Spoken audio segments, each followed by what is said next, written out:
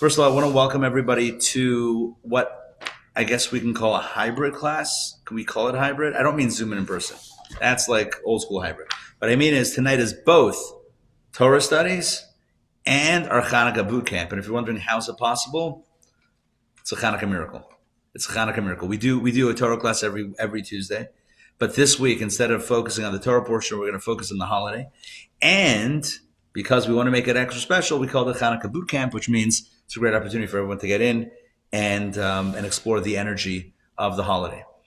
I want to mention a few dedications. So first of all, Merle is sponsoring tonight's class in loving memory of all of those whose lives were taken in the terrible attack in Sydney, Australia, Bondi Beach, the Chanukah at the Sea event where 1,000 people were gathered in joy and celebration, and to talk, to experience the holiday with each other with joy, and just a terrible attack happened.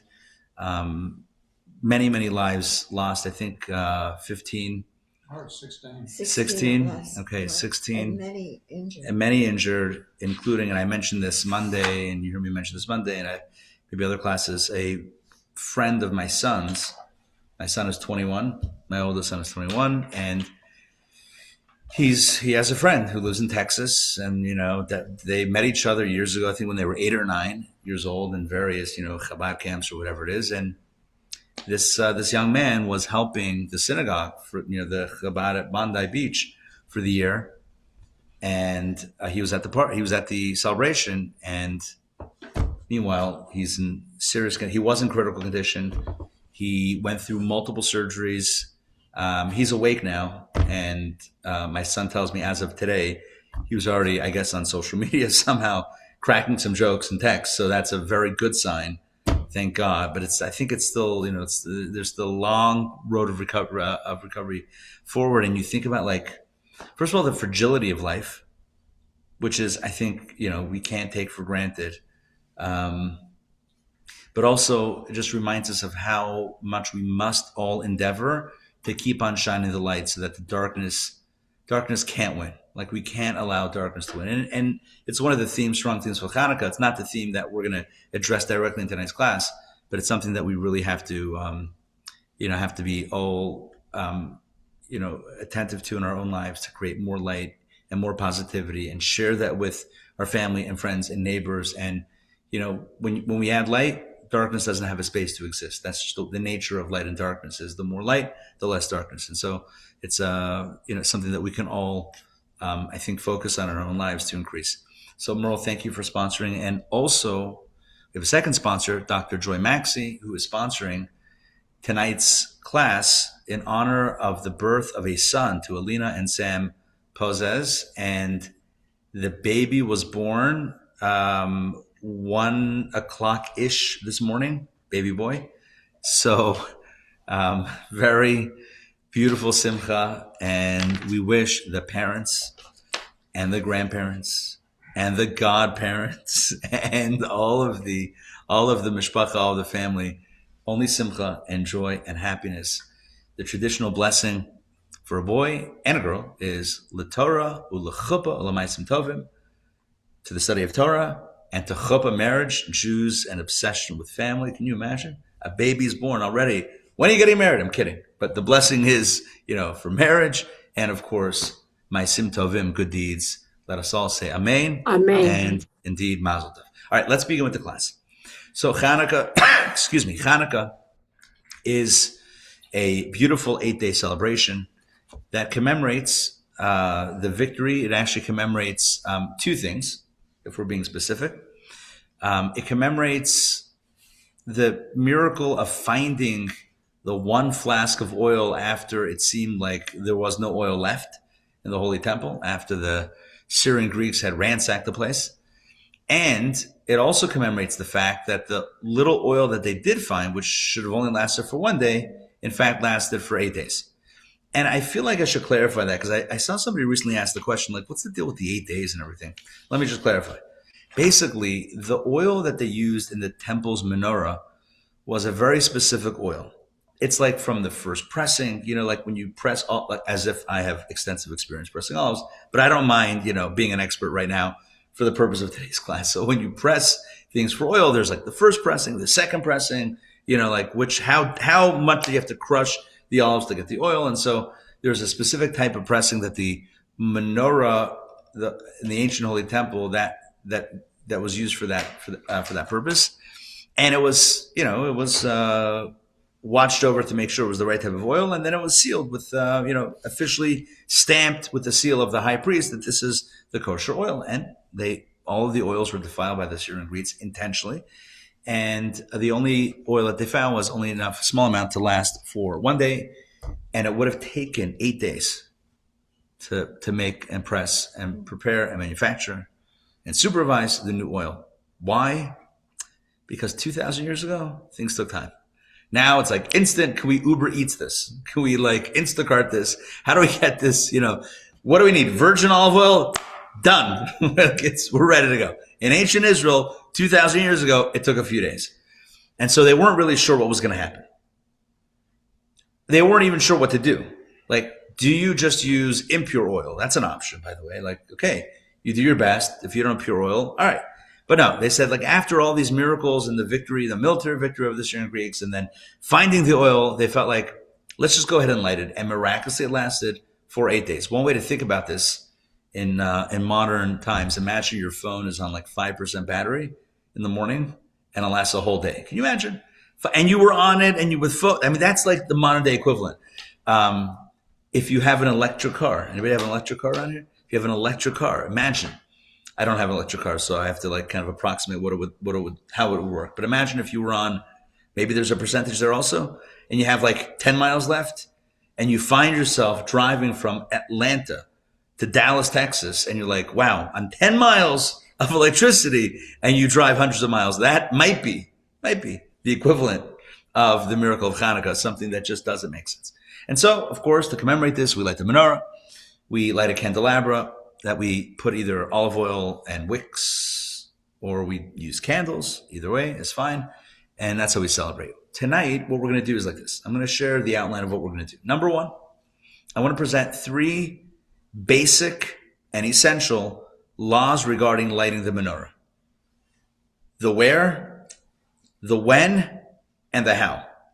And after we present the laws, the basic laws of lighting the menorah, I will ask a question. I'm not going to tell you yet what it is because this will play out. And then after I answer the question on the basic laws of Chanukah, we're then going to go deeper into the story and really into the theme of what Chanukah is. And then we'll answer all the questions and hopefully come away with a lot of inspiration that I think is especially appropriate given, the events of the last few days and just in general, the temperature of the world that we're in right now. Okay, so let's begin with the laws. Adrian, hold on one second. Let me pull this up online. Let me make sure we have this for everybody to see. And we are almost ready. One second, Adrian.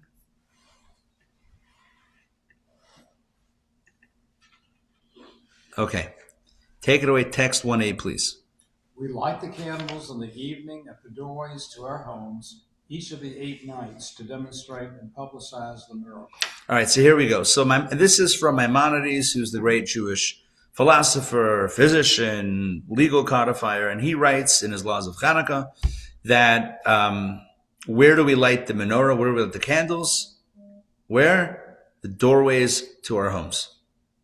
And what's the rationale? To demonstrate and to publicize the miracle. Now, you might be thinking, who lights it outside? Lighting outside? Who does that? What's the answer? Has anyone been to Israel for Chanukah? Many people have little boxes and they light the menorahs, the candelabras outside, and it's literally outside their homes. The Talmud, which is the source of where Maimonides didn't make up Jewish law, but he distilled it from the Talmudic conversations. The Talmud actually says that if you live on the first floor, like ground level, then you should light it outside by your front door. If you live on the second floor, so that's not really your access, although I'm assuming you don't go through the window, but nonetheless, you should light it by the window of your home. Throughout the centuries, because of it wasn't always safe to light a menorah outside for various reasons. So the custom has become leaning more toward the window thing. But if you could light it outside, I guess in Israel where it's safer, that's what they do. But the idea is to publicize the miracle. It's not about just doing the mitzvah. It's about publicizing the mitzvah, which, by the way, is a very unique concept. Because since when are the mitzvahs that we do supposed to be done outdoors, outside? It's like, imagine Passover. Don't forget to eat a little bit of matzah, right, while jogging through Central Park. That's not a thing that happens. That's not part of the mitzvah observance. It's like, eat your matzah. Listen to the shofar, right, while kayaking down the river, down the Chattahoochee. No, that's not really what we do. It's just, you just sound the shofar. There's nothing wrong with that, with, doing it outside, but it's not part of the mitzvah. Whereas Chanukah, there's something actually inherent to the mitzvah itself. Okay, so what I want to do is look at the next element of the mitzvah. And since this is text 1a, 1b, Adrian, I'll ask if you'll read text 1b as well, please. The mitzvah of kindling the Chanukah lights is from sunset until the marketplace empties. At what point do we consider the marketplace empty? When the footsteps of the Talmudites recede. Okay, thank you. So this is from the Talmud. This is the original articulation of these laws. And I just want to explain what this is. Basically, the Talmud is discussing what's the window of time that you light the menorah. And it says from sunset, which in Atlanta is, 5:30? Right. About 5:30, until the marketplace empties. Why do you think it's only until the marketplace empties and not afterwards? Nobody's there to see it. That's it. If it's about publicizing the miracle and there's no one around, then it's not going to work. So if it's like 3 a.m. and it's not Manhattan, and you live in a suburb like Sandy Springs, Atlanta, and it's yeah, I got you covered. And it's a cul-de-sac, and by, it's, or 2 a.m., no one's around. It actually becomes questionable if you're allowed to recite the blessing. You could light the candles. I mean, no harm, no foul with lighting the candles. But can you recite the blessing on lighting the menorah? Are you officially performing the mitzvah if no one's around? Again, I'm not saying yes or no right now. I'm just going to let you know straight out the bat, that's actually questionable. But if you're back at a decent time, if you go on a trip or you're out or whatever it is, and you're flying back from somewhere, or you're on a road trip, or you went to a public menorah lighting. I mean, first night we went to Chabad Toko. Second night we were here, Heritage Lawn.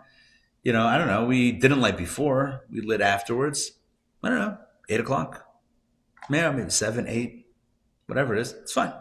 As long as people are there. But then the Talmud asks, well, what point do we consider the marketplace empty? And the Talmud answers, when the footsteps of the Talmudites recede. And you might be wondering, who are the Talmudites? Like, who are these Talmudites? Are they an expansion CFL team? No. Right? Who are the Talmudites? The answer, CFL. Does that even exist? By the way, for those that are in the know, Canadian Football League, who knows? Anyway, who are the Talmudites? The Talmudites were the people that were the wood choppers and the wood sellers of the marketplace. And they were the last ones to hang around the marketplace, because people would come home and they would realize, it's cold. Can you imagine life before central heating and cooling? Man, we are very lucky, and life has never been this good, right? But imagine back in the day, it's like you were freezing cold and you got home and maybe you ran out of wood, and so you had to run back out to purchase wood. The last people in the marketplace were the wood guys, the wood sellers. And then at some point in time, they said, all right, whoever needs wood would have come out by now. We can go. And those were the last people in the street. And then it was pretty much empty. And at that point, the Talmud says, you probably should have lit your menorah by now, because there's no one to publicize it to. There's no one to see it.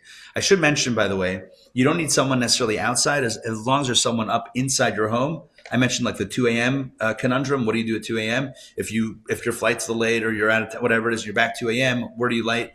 When do you light? Do you light then? Do you say a blessing? So just to answer the question is, if there's someone else in your home, then that would be considered to be publicizing it to them. Now, I am not suggesting that you go wake up a spouse, a child, a parent at 2 a.m. because You got to take the risks that you want to take. I'm just saying that if there's someone around, you don't necessarily need someone outside. They could also be inside. That's also considered enough of a publicizing to recite the blessing without any questions. All right, makes sense so far? So we have the where and we have the when. The where is outside or facing the outside, and the when is at night until as long as there are people around or someone's, around, then it's fine. Now, that's 2 of the 3 points. The third legal point is the how. How do we light these candles? And for this, Toba, I'm going to call on you to please read the ever important text number 2, once again from Maimonides. How many candles should one light on Chanukah? Each household member lights 1 candle in their respective menorahs on the first night. On each subsequent night, each household member lights an additional candle in their respective menorahs. Well, there you go. And this is what we know about Chanukah, right? You have a menorah, and you put 1 candle in on the first night, and 2 in the second night, 3 in the third night. That's the Hillel version. So if you notice the source, very good. I'm going to speak about that for a second. So source of text 2 is Maimonides, Rambam. And again, he is giving you the bottom line practice. This is how you do it. Or as we say, how you Jew it, right? This is how you do it. This is how you perform the mitzvah. And that's that. The Talmud discusses, so there's a whole debate on the matter. You would never notice it from Maimonides, but there's a whole debate. This is only the opinion of Beit Hillel. Beit Shammai, contemporary Beit Hillel, these guys lived 2,000 years ago, 1,800 years ago. Beit Shammai says, no, first night you light 8, then 7, 6, 5, 4, 3, 2, 1. Hey, Ramon, good to see you. Happy Chanukah.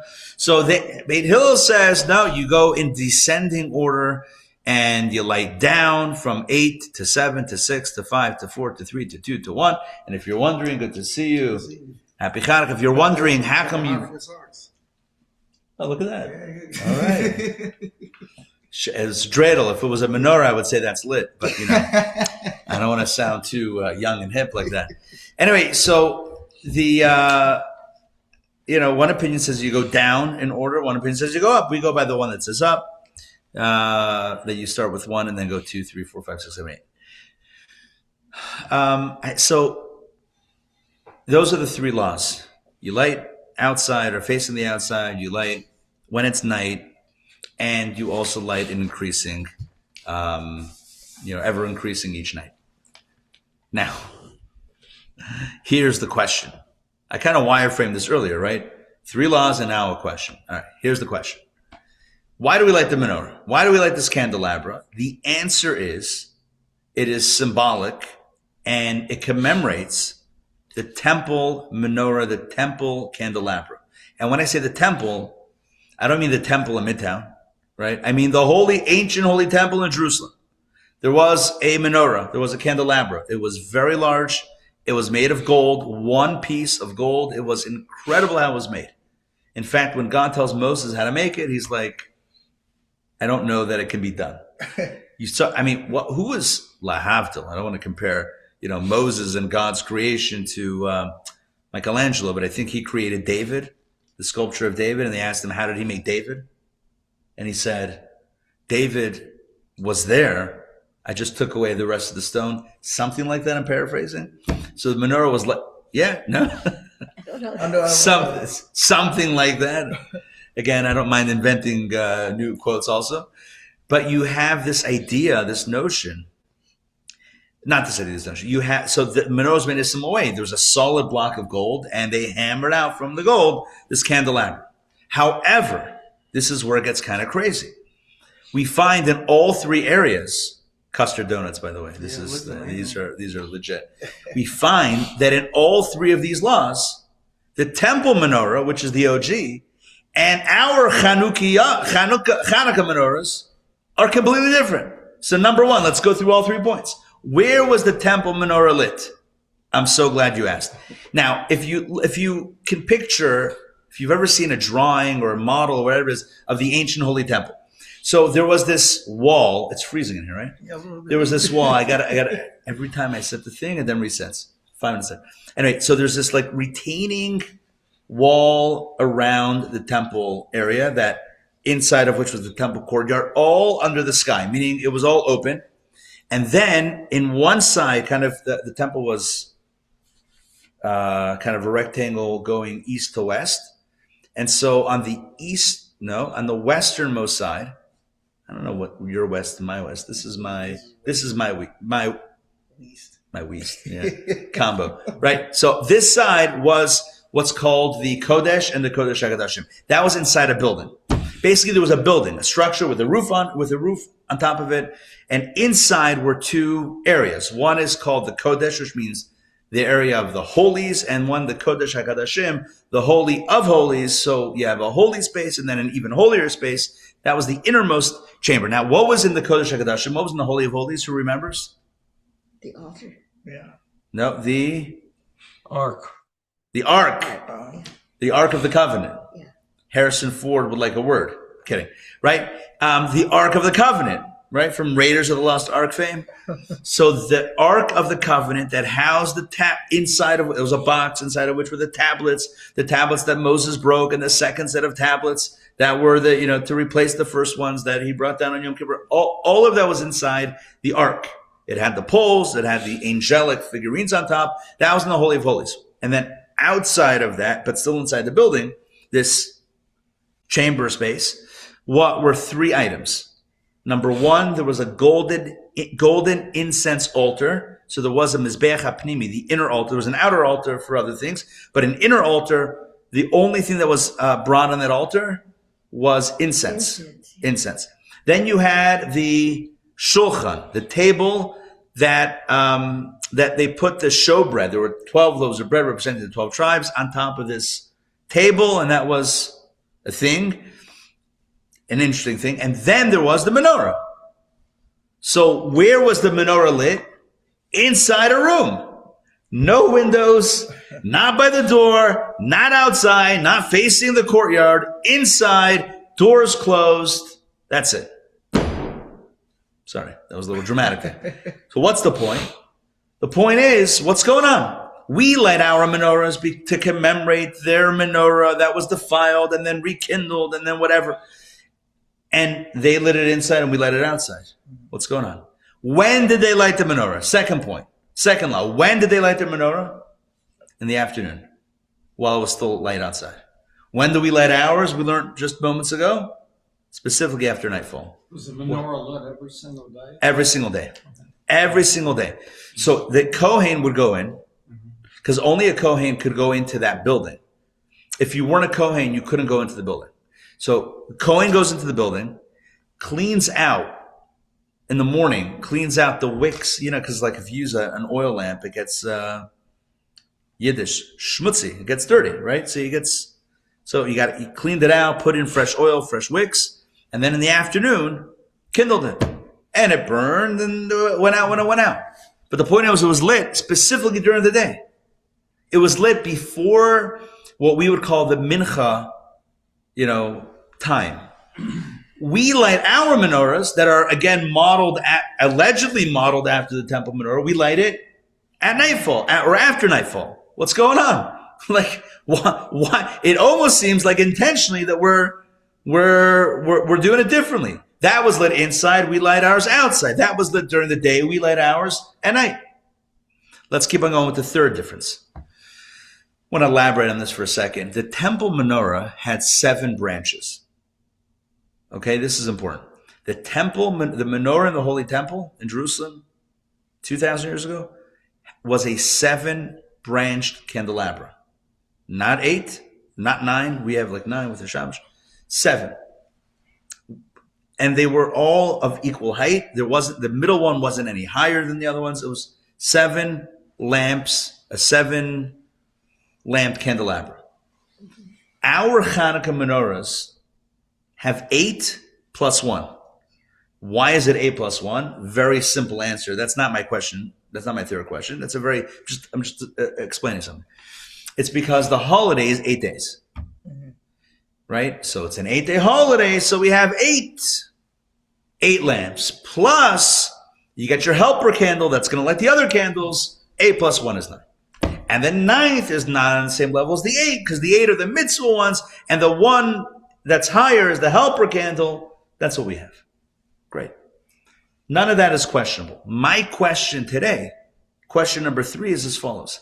In the temple, they lit all 7 lamps every single day. They didn't light day 1. First of all, they lit it, as Adrian pointed out, every single day. And every single day when they lit all 7 lamps. Why don't we light all 8 for all 8 nights? Why are we going 1 and then 2 then 3? Why are we kind of building up? Why not just go all 8? There's like 2 different purposes, right? Like one of them is to commemorate the miracle, like which happened across 8 days, and the other one that was for temple purposes. Good. So tonight we're going to explore. Excellent. So what Ramon is saying is that there's 2 different menorahs. One candelabra menorah that was in the temple doing its thing, and one the Chanukah menorah that's specifically for Chanukah. But what we're going to do now is figure out wherein lies the difference, what role do these play, specifically, what is really the essence of Chanukah? And that's the core of tonight's class. What is Chanukah? Yeah, we talked about the oil and the miracle, fine, but what's the real message? So to understand this a little bit better, what we're going to do is we're going to get into some of the history that underlies the holiday to begin with. So first of all, here's what you need to know. There are 2 rabbinic holidays. What I mean by rabbinic holidays, these are holidays that are not mentioned in the Torah and the Bible, meaning they're occurrences that happen later on in history. But they're Jewish holidays. And they are Purim and Chanukah. Purim, when we dress up and give each other gifts of food. It is, but it's not in the 5 books. Okay. So it's a good question. Good question. There is a book of Esther, which is one of the 24 books of Jewish scripture, but it's not a 5 books of Moses original, Okay. It's not from the original series. Right. It's from it's not from Cheers. It's from the expansion. Okay. No, what was that guy who made his own show? Oh, come on. Now. Got not Toronto, Seattle, the Seattle guy. There was Cheers, and then there was somebody jump in. I picture the guy. No one has any idea what I'm talking about? Someone's sitting on the information. Like, we're going to watch a rabbi really struggle here tonight. Okay. Good. Purim and Chanukah. They represent different types of threats and different types of victories. Purim, the bad guy, Haman or Haman, he wanted dead Jews. Chanukah, the Syrian Greeks, didn't want dead Jews. They wanted dead Judaism. 2 different things. One was a physical attack and threat, and the other one was a spiritual attack and threat. Purim, it was, if you're Jewish, we want you gone. Chanukah, it's me physically gone. Chanukah, it's you can exist, you can live, but we want to take the Judaism out of the Jew. Let's do a reading here, text number 3. This is from a very interesting and very compelling text called Megillat Antiochus, the scroll of Antiochus. Now, you might be wondering, how come we've never heard of this scroll? Certain communities actually will read it on Chanukah, Megillat Antiochus. Most communities don't. It was never canonized as one of the holy books of Jewish scripture, as it were. But nonetheless, it is an original account of what happened in those days around a little over 2,000 years ago. So let's read this. I'm going to read this, text number 3. And here's what it says. The Greek monarch Antiochus determined to march on Jerusalem. He said to his officers, "You are aware that the Jews of Jerusalem are in our midst. They neither offer sacrifices to our gods nor observe our laws. They abandon the king's laws to practice their own. Come now, let us attack them and abolish the covenant made between them and God, Shabbat, Rosh Chodesh, and circumcision." So I just want to give a little bit of commentary as I'm reading this. They specifically targeted 3 of the Jewish practices. Number 1, Shabbat, the day of rest. Number 2, Rosh Chodesh. Now, just to clarify what that means, that Rosh Chodesh is the first day of the Jewish month. which means they wanted to abolish the Jewish calendar. That's not just the day of Rosh Chodesh. They wanted to abolish the Jewish calendar. Stop having a different calendar. What is this? Different calendar business. Take it easy. And circumcision, again, they wanted to abolish that. Immediately, King Antiochus, that was a Syrian Greek king, dispatched his governor Nicanor with a large body of troops. He came to the Jewish city of Jerusalem and massacred many people. He set up a heathen altar in the temple concerning which the God of Israel had said to his faithful prophets, "There will I establish my residence forever." In that very place, they slaughtered a swine and brought its blood into the holy court. He proclaimed an absolute decree against Shabbat, Rosh Chodesh, and circumcision.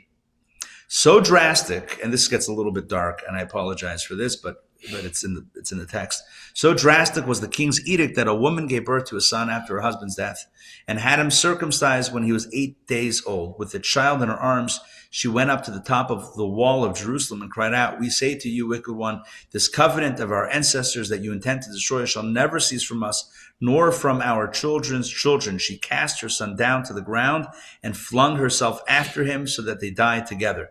Many Jews of that period did the same, refusing to renounce the covenant of their ancestors. Now, I know this brings up questions about, martyring oneself and, God, suicide is very a dark ending to the reading. But the one thing that I want to make sure to emphasize here as we read this is that this was a case where they were going to kill her for circumcising her child. And she basically said, "I'm going to do it anyway.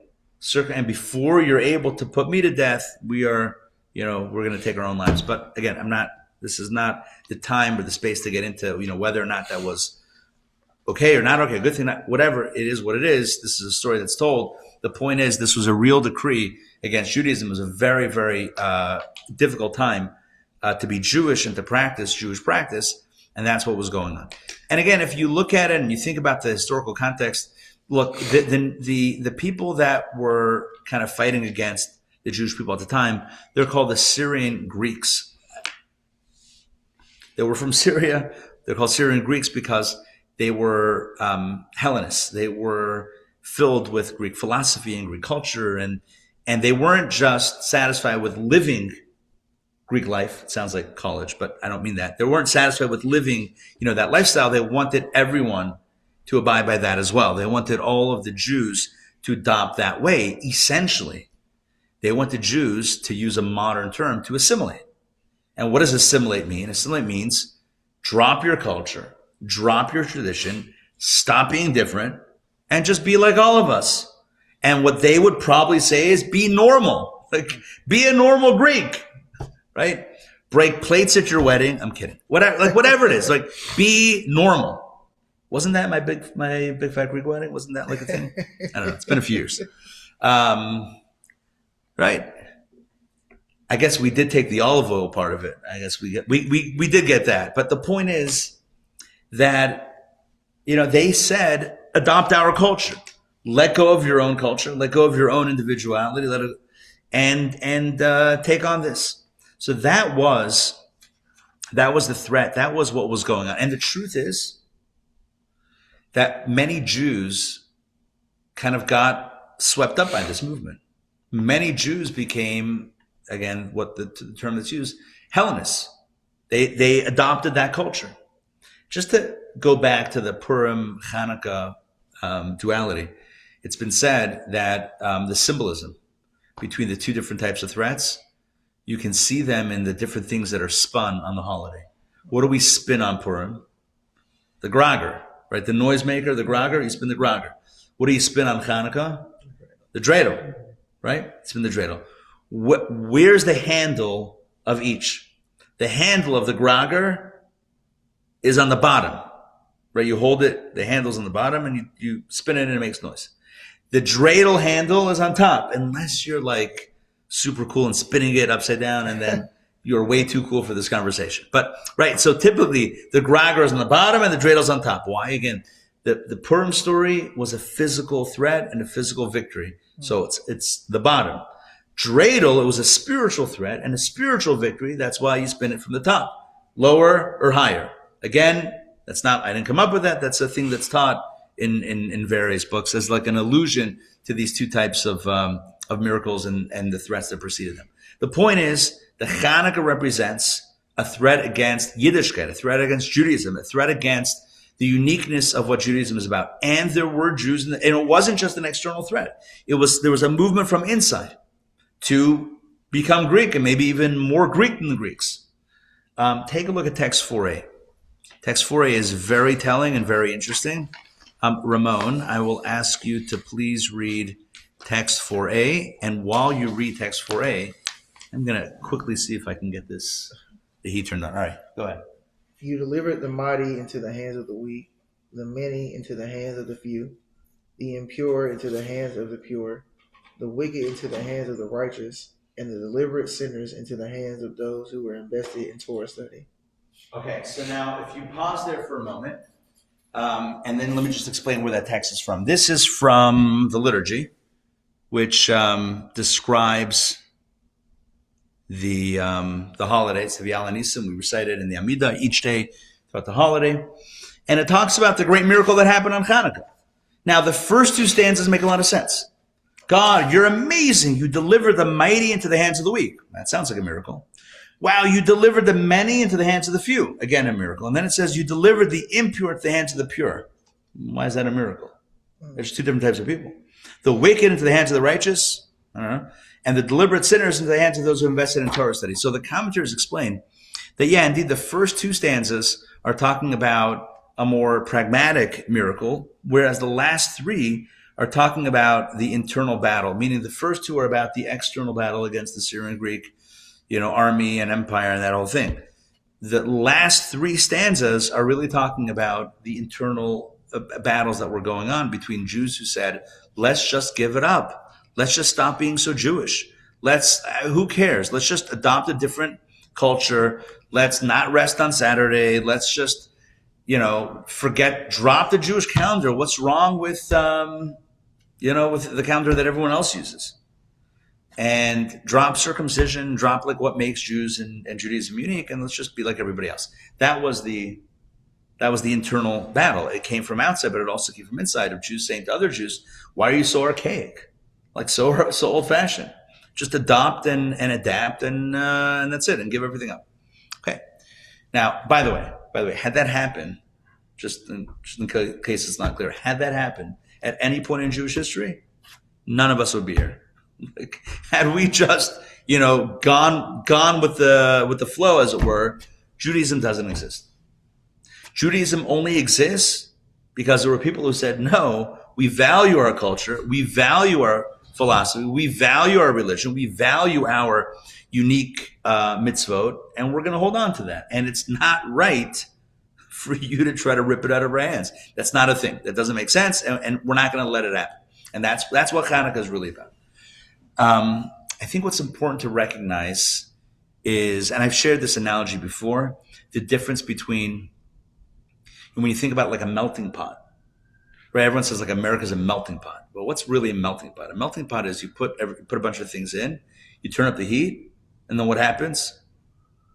Everything becomes reduced to sameness. I don't know that melting pots are really that amazing. Because think about it. You take a beautiful box of crayons, 72 colors or whatever the big packages are, and you put it into a pot and you crank up the heat and they all melt. It's all one bland color. And you lose all of the unique colors. What happened to all these, interesting and unique flavors? They're all gone. You just have one kind of monolithic product. As opposed to, and that's also when it comes to the ultimate Jewish food known as cholent, right? What's a cholent? You throw, right? It's the 24-hour stew that you eat on Shabbat, afternoon for lunch. You put in potatoes, you put in meat, you put in beans and barley and all this stuff. And 24 hours later, guess what? It all tastes the same. You have a potato, you have a piece of it all looks the same, it all tastes the same. There's nothing. It's like, like someone says, like, where's the meat? It's like, bro, if you had meat, it still would taste the same. It doesn't matter. A potato is also meat at this point, it all tastes the same. But contrast that with chicken soup.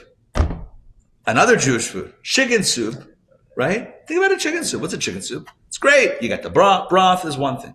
You got your matzo ball. Can't forget about the matzo ball. You got the matzo ball. You got your carrots. You got your sweet potato. You got your zucchini. You got your what my wife puts in. She does carrots, celery. She does. Hold on, random recipe Tuesday. What does she? She throws in a. Is there a thing called celery root? Is that a thing? It's like a root thing. I think so. Bay leaves? Huh? Bay leaves? She doesn't do bay leaves. She does dill. Okay. Yeah.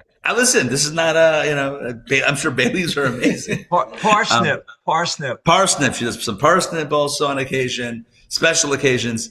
I will say, somebody gave me, a few months ago, someone gave me an instant matzo ball soup situation.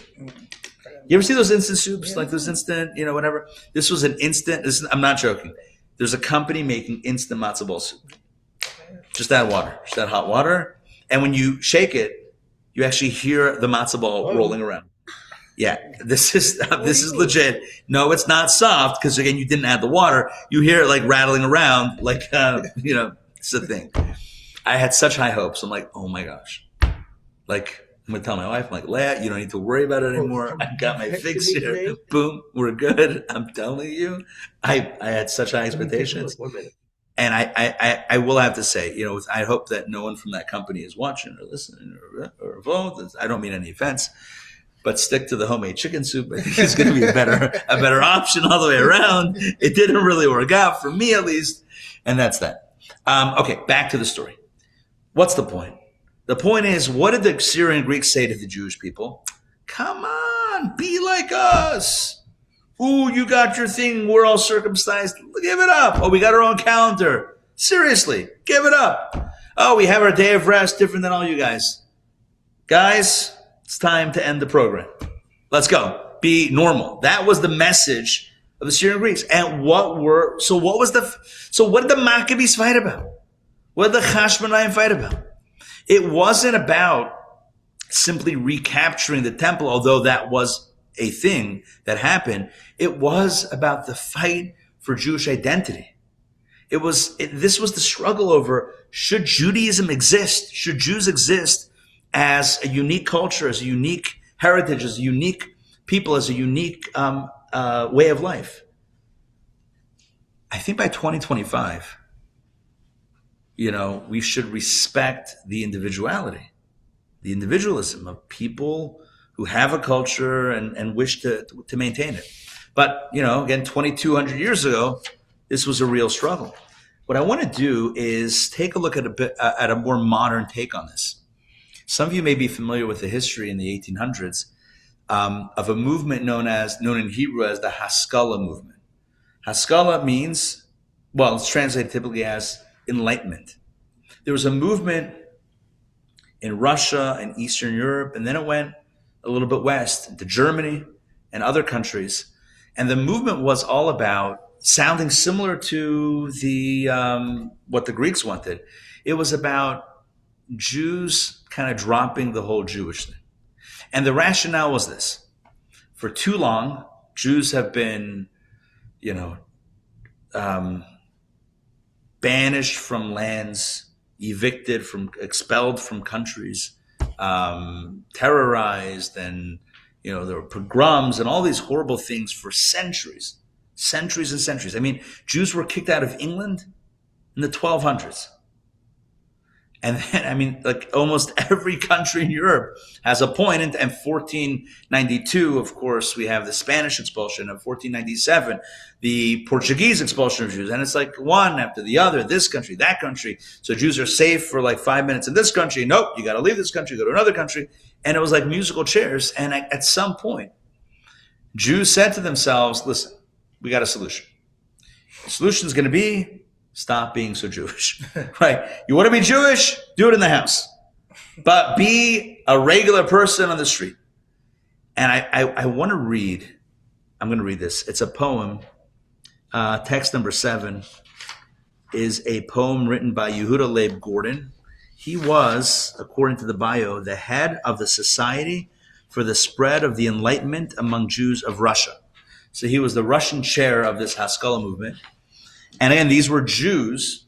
This wasn't coming from outside. This wasn't coming from now that also happened. But in this context, it wasn't like the government or whatever said, hey, you can't be Jewish. This was Jews saying to each other, guys, let's just stop being so Jewish, because then we'll be more accepted. Then we'll be safe. Then we'll be okay. All right. Take a look at text number. I'll read this one. Take a look at text number 7. Here we go. This land of Eden is now open to you. Its sons now call you brothers. He's writing this to his fellow Jews. How long will you dwell among them as a guest? Why would you march in opposition? They have lifted the burden from your shoulders. The yoke was removed from around your neck, from their hearts. They erased hatred and folly. Their hands extend to you in peace. To the treasury of the state, deliver your treasure and bear your share of its bounty and wealth. Listen to this line. Be a gentleman in the streets. I don't like that translation. And a Jew at home. A brother to your countryman and a servant to your king. Awaken, my people. How long shall you sleep? The night was cut short. The sun shone through. Awaken and peer this way and that. Behold, this is your time and place. This was a call from Yehuda Leib Gordon, this guy. This was a call to his fellow Jew to drop Judaism in the streets. And the Hebrew is very powerful. I'm going to pull up the Hebrew here. If you can read it and understand it, it's really powerful. Heye Adam b'tzeisecha v'Yehudi ba'alecha. Be an Adam. What's an Adam? Person. Be a person. Be a human in the streets and a Jew at home, and in your tents, meaning at home. You know what that means? You want to do Jewish things? Shh. Do it at home. When you're out there in public, be normal. Be like everyone else. Stop the whole, look at me, I'm Jewish, or, outward display of Jewishness. Don't do any of that. Be Jewish quietly and just be like everyone else outwardly. That was the call. And the rationale, again, I want to explain the rationale. I also want to explain why it's fundamentally incorrect. But I want to explain the rationale. The rationale was that, look, they don't like us because we're different. So if we're not different, they won't dislike us. We'll fit in. Seems like it would make, right? That seems like a linear, like that kind of it seems like it might make sense. They don't like us because we're different. So what's the solution? We won't be different. We'll be like everyone else. We'll get good jobs. We'll integrate. We'll assimilate. And that's it. And by the way, many Jews in Germany in the 1800s, early 1900s, adopted this philosophy. Be a German in the streets and a Jew in the privacy of your own home. How did that end? How did that end up in Germany? Imagine Hitler was like, okay, well, you're not so Jewy. You can stay. Yeah. Hitler looked for any Jewish blood. You think he cared how you behaved, how you acted? Did you practice your Judaism? Did you wear your Judaism on your sleeve or not? He didn't care. This movement blew up when a few years, relatively, this is what he wrote this in 1866. That poem that I just read was 1866. Within a matter of decades, there was the greatest decimation of Jews from the history of our people. 6 million men, women, including 1.5 million children, brutally murdered in the most horrific and systematic way. For what? Being Jewish. Not doing Jewish, for being Jewish. And so the argument of, well, if we just fit in, and by the way, they targeted scientists, they targeted industrialists, they targeted musicians, they targeted philosophers. It didn't make a difference. Served in the officers in the army. Yeah. Hey, Mom. Good to see you. Yes, Listen, sorry, they targeted, hey, Cloudy, they targeted everybody. No one was safe.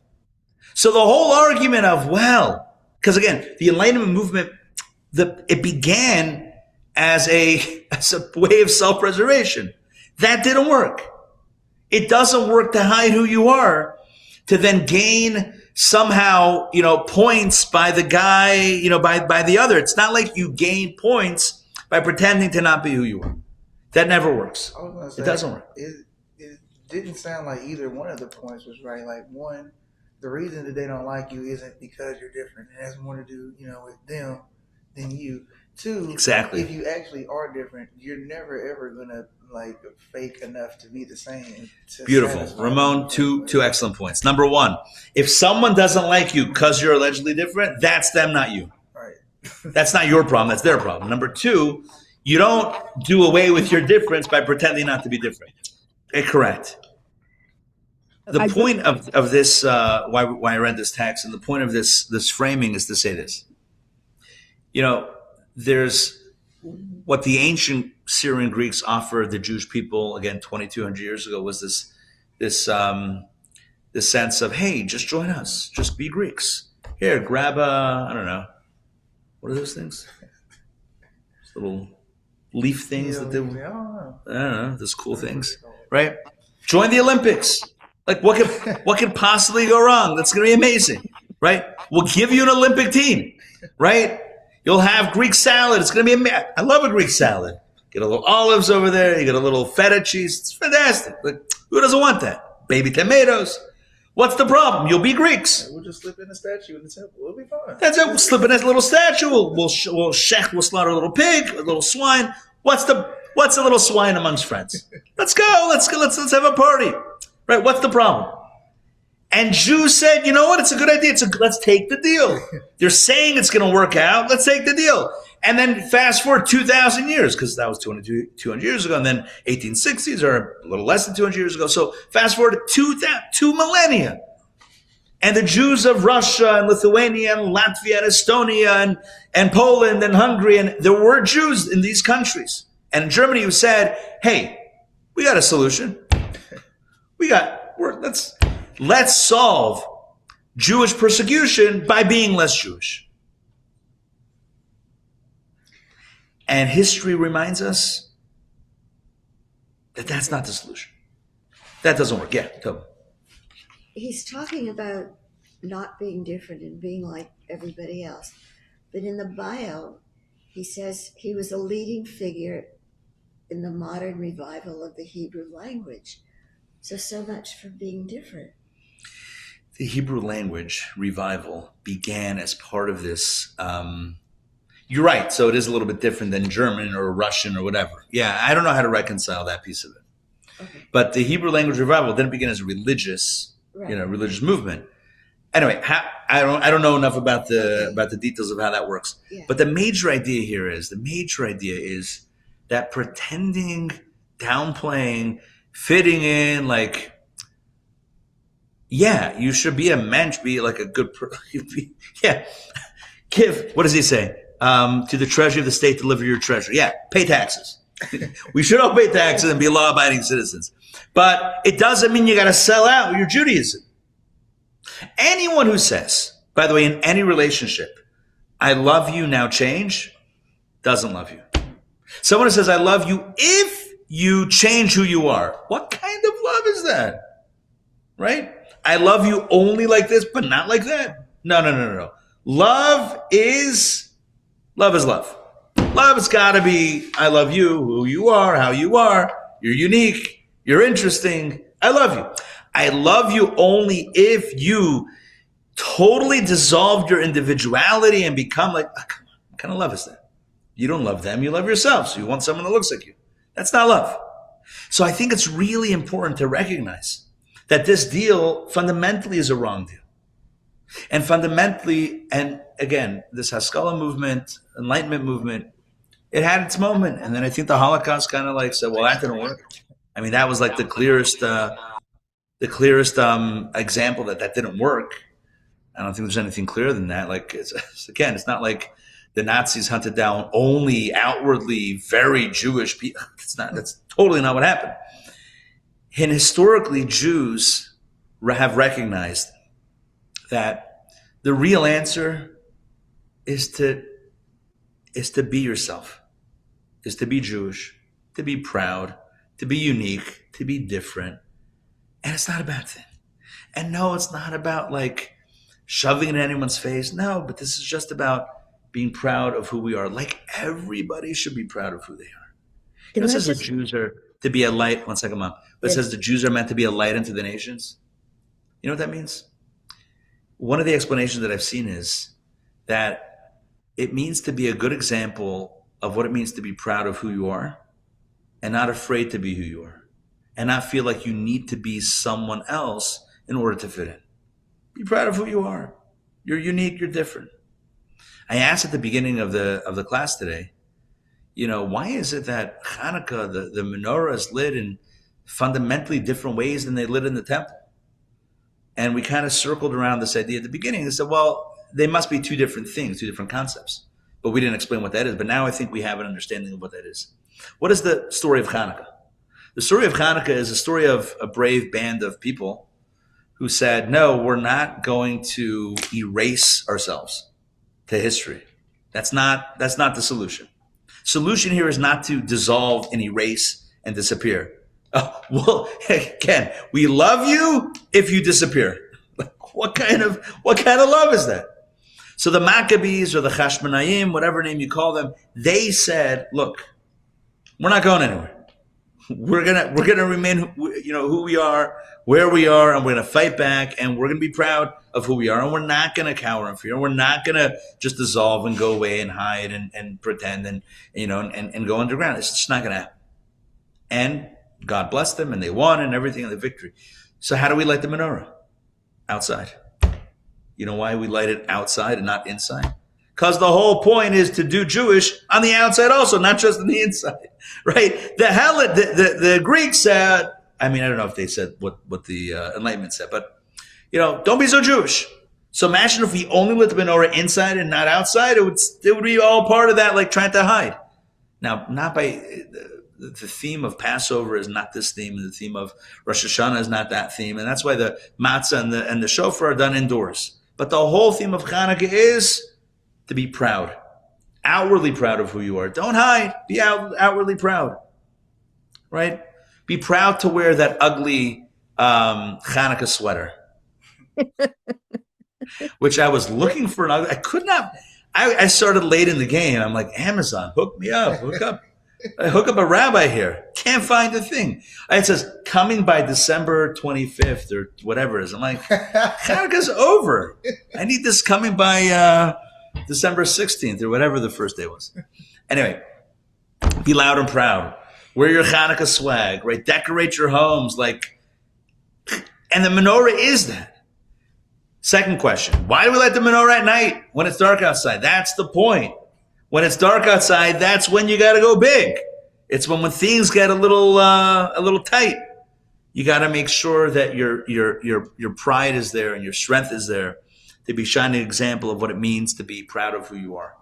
And finally, why do we increase each night? Why not light the same amount each night? The answer is because in this struggle of identity, you got to keep on adding light. You got to keep on moving forward, keep on increasing, you got to keep on adding to your arsenal. You can't, it's been often said that life is like a ramp, not like a staircase. When it comes to a ramp, if you put a ball on a ramp, it's not going to stay put. It's going to roll down. And so we are all on a ramp, the ramp of life, which is a new phrase that no one's ever said, but it's now coined officially. The ramp of life. And what is the ramp of life? It means that if we want to, there's no standing still. Standing still, it means you're going back, right? We got to keep on pushing forward. And that's why we light one the first night, and two the second night, three the third night, 4, and then 5, and 6, and 7, and 8, and then we stop, but we need to keep on going. It's enough with the candles, but now we have to be the candle. We have to be the light. In response to Sydney, to Bondi Beach, what do? There are a lot of Jews that said, well, I'm not going to go to a public. After that, why would I show up to a public menorah lighting? That's crazy. Like maybe we need to stop doing these public things. The answer is never fear or cowering in fear. The answer is never, capitulation and, giving up and giving in or erasing who you are or dissolving it's never the answer. That might, again, someone's afraid. I can't, I'm not trying to, diminish someone's feelings, but the ultimate answer is not, to disappear. It's to continue to be proud, to continue to do what we do and be who we are and not be afraid. Not be afraid. Listen, as I started the class with saying, there's a lot of darkness in this world. And there's only one way to fight darkness. And it's not through darkness, it's through light. And so every one of us, with our own pride and our own courage and our own, shining souls, we have to be out there and be present in the world. And that's why, I mentioned before, I have a son in Chicago, and Sunday, what were they doing? It was like, again, -5 degrees. And they're out there on the streets of Chicago. Some of them were outside. What game was being played Sunday? Maybe there was a Blackhawks game or maybe a Bulls game. I don't know. There's some game. They're out there, would you like a menorah? For people that need a menorah. They're handing out menorahs 5 below. I know it's the real, it was really 5, but it felt like my 5 below. And he's like, now he's, it's just got to go out there. And yes, tragedy happened, and it's horrific, and it breaks our heart. But the solution is not to cower in fear. That's not a solution. Can't live like that. Can't live like that. Can't live in fear. We got to be strong and be proud and be courageous and endeavor to light the light, even when it's dark, even when it's cold. Because honestly, that's when you need the light. You don't need the light in the daytime when it's warm. You need it when it's cold and when it's dark. And you and I need to be that light. I want to end with one final point. Beautiful words from Rabbi Jonathan Sachs, former chief rabbi of the United Kingdom, passed away a few years ago. So it's the last text in the booklet, text number 11. I'm going to read it and then I'll explain. He talks about the difference. He talks about being an ambassador. So you'll see what I mean by this story. It's kind of a cute story. And it really brings together, I think, the theme of tonight's class. Rabbi Norman Lamb tells the amusing story of Mendel the waiter. When the news came through to a cruise liner about the daring Israeli raid on Entebbe in 1976, the passengers wanted to pay tribute in some way to Israel and the Jewish people. A search was undertaken to see if there were any Jewish members on board the ship. Only one Jew could be found, Mendel the waiter. So at a solemn ceremony, the captain of the cruise liner, on behalf of all the passengers, offered his deep congratulations to Mendel, who suddenly found himself elected de facto as the ambassador of the Jewish people. This probably should be a paragraph break. And now the next point is, we are all, like it or not, ambassadors of the Jewish people. God trusted us enough to make us his ambassadors to an often faithless, brutal world. The choice is ours. Will our lives be a Kiddush Hashem, bring glory to God, or God forbid, the opposite? And I want to just play off of this, which is, I don't know that the story ever happened, but it's a cute story that Rabbi Sachs quotes in the name of another rabbi, Rabbi Norman Lamb. Again, there's one token Jew on the cruise ship, and now he suddenly represents the Jewish people. He's like, how did I get it? Like, I was just a waiter. I'm not sure how this happened. But the truth is, we are all ambassadors. What's the difference between an immigrant and an ambassador? Immigrants are told, right or wrong, I already shared my opinion earlier, immigrants are told, melting pot, right? Stop being who you are, be like everyone else. An ambassador needs to remain true to their country. Think about it. Let's say you are the U.S. ambassador to France. You rock up to Paris, right?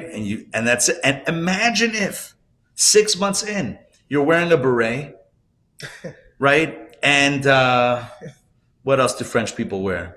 They got ladders and they wear the thing and break into the Louvre. I'm kidding. What else? What else do French people?